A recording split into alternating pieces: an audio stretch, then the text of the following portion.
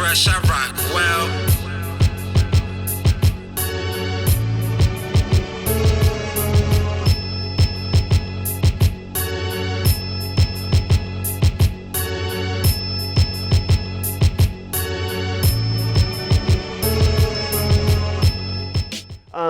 So when we talk about project-based learning and we talk about tangible kind of outcomes and things that we're giving to the kids, here are some album covers. These are results of brainstorms of, in this case, middle and high school students. We said, what do you want your album cover to be? We're taking all the beats you've made all year long in class. They said, Wookiees. And they said, yeah, Wookiees, but Wookiees riding raptors.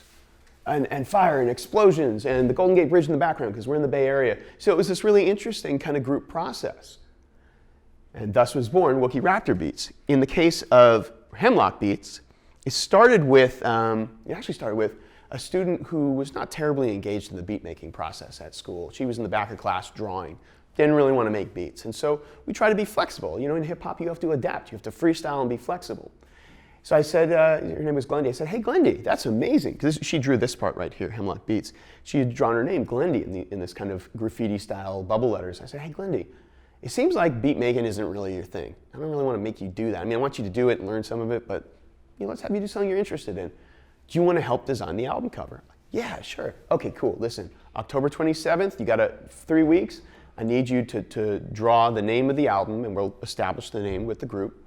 And then we'll send it to the other illustrator, the professional illustrator, and the kids wanted their faces drawn on the cover, so we took iPhone photos, sent it to this illustrator, along with Glendy's title that she drew, Hemlock Beats, on a lined piece of paper, and this was the album cover. And we give kids physical copies, as outdated as CDs are.